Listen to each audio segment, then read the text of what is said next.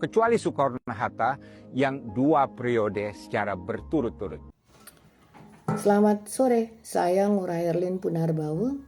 Pada sore hari ini, saya ingin membahas statement dari mantan Wakil Menteri Luar Negeri era Presiden ke-6 Republik Indonesia Susilo Bambang Yudhoyono, Dino Patijalal, menjabat sebagai Wakil Menteri Luar Negeri mulai 14 Juli 2014 hingga 20 Oktober 2014, menggantikan posisi Pak Wardana yang oleh Presiden ke-6 Susilo Bambang Yudhoyono diangkat menjadi Duta Besar Indonesia untuk Turki.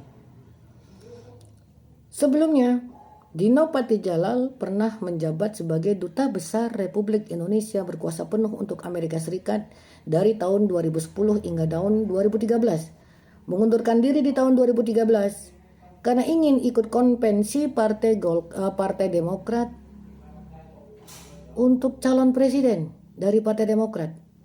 Sepertinya itu bersamaan atau tidak dengan ikut sertanya Anies Rashid Baswedan dalam konvensi Partai Demokrat untuk mendapatkan calon presiden dari Partai Demokrat. Saya kurang ingat dan saya lupa ya. Dino Patijalal dalam satu kesempatan mengatakan bahwa Gibran Rakabuming Raka akan menjadi beban politik bagi Presiden Prabowo Subianto. Pertanyaan saya, apakah Anda meragukan sekaligus mendowngrade analisa dan juga pilihan Pak Prabowo Subianto, sekaligus juga pilihan koalisi partai yang mencalonkan Pak Prabowo Subianto dan Gibran Rakabuming Raka pada Pilpres 2024 yang lalu, Pak Dino Patijalal? Saya ingin mengingatkan kepada Anda, Pak Dino Patijalal, mungkin karena Anda terlalu banyak beban yang dipikirkan sehingga lupa sejarah bagaimana Pak Prabowo Subianto dalam keikutsertaannya dalam kontestasi politik di Republik ini. Kali pertama tahun 2009, Pak Prabowo Subianto pertama kali ikut kontestasi politik Pilpres 2009. Menjadi cawapresnya dari Ibu Megawati Soekarno Putri. Dan pada saat itu di tahun 2009 melawan bos Anda, Pak Dino Patijalal, Susilo Bambang Yudhoyono yang di periode kedua berpasangan dengan Pak Budiono. Pak Prabowo dan Ibu Megawati Soekarno Putri sebagai capres kalah pada Pilpres 2009.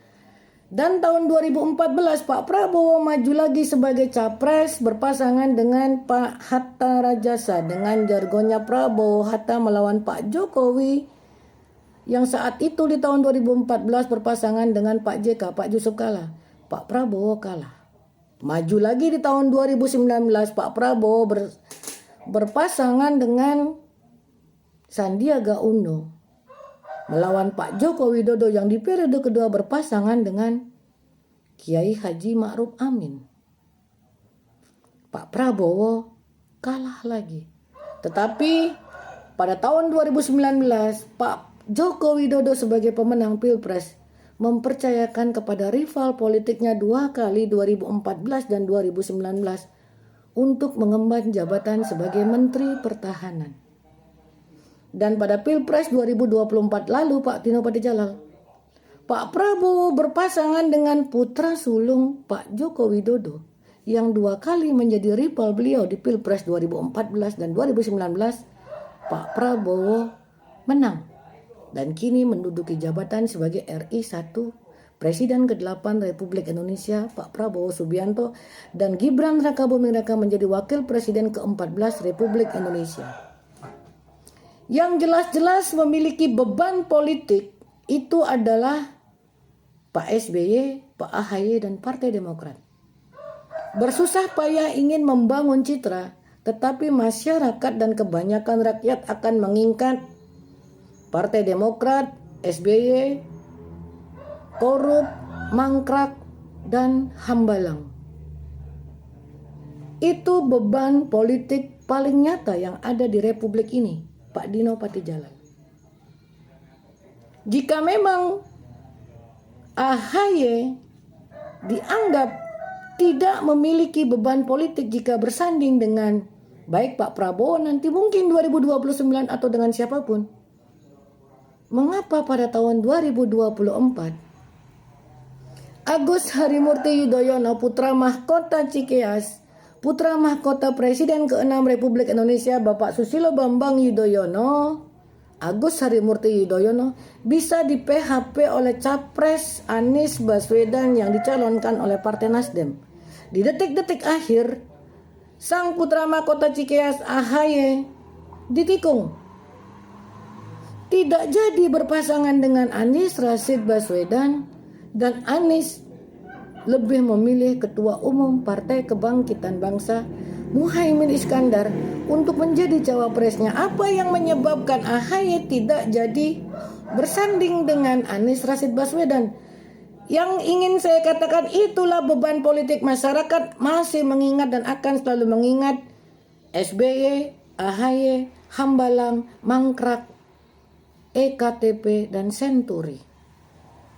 Beban politik nyata yang ada di Republik ini. Pak Dino Patijalal, Anda mengatakan Gibran Rakabuming Raka harus bisa lebih hebat dari Pak DRS Muhammad Hatta. Pak Dino Patijalal, jangan menyamakan setiap generasi kepemimpinan di era Orde Lama, era Orde Baru, dan era Reformasi, bos.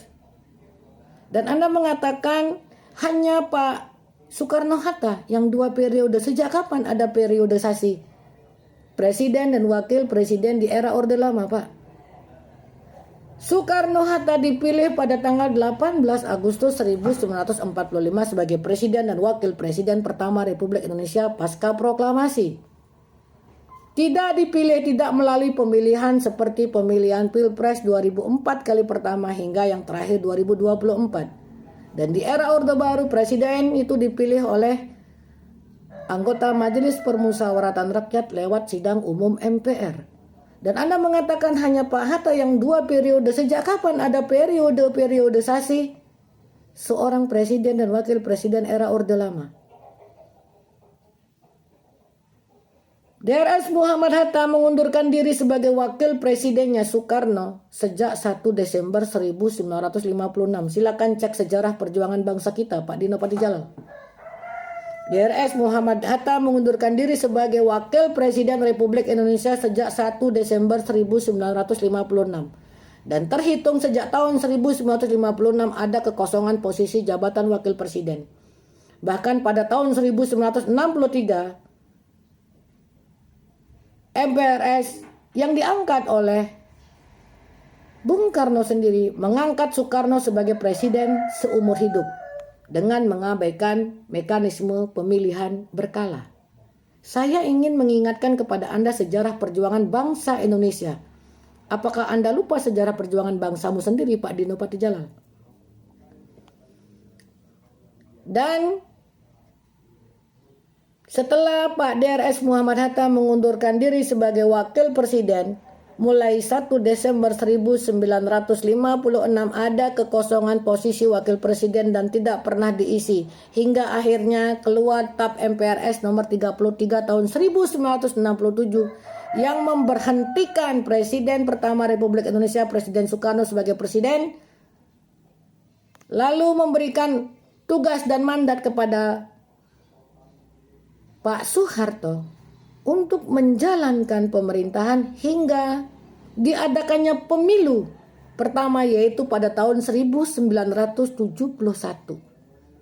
Saya hanya ingin mengingatkan kepada Anda, Pak Dino Patijalal. Dan apa yang bisa saya simpulkan?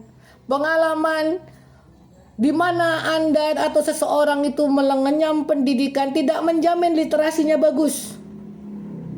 Entah karena lupa, pura-pura lupa, atau ingin mengabulkan sejarah bangsa Indonesia. Saya, Ngurah Erlin Punarbawa, Buleleng, Bali, ada di garda terdepan Gerakan Berani Nusantara Gibran.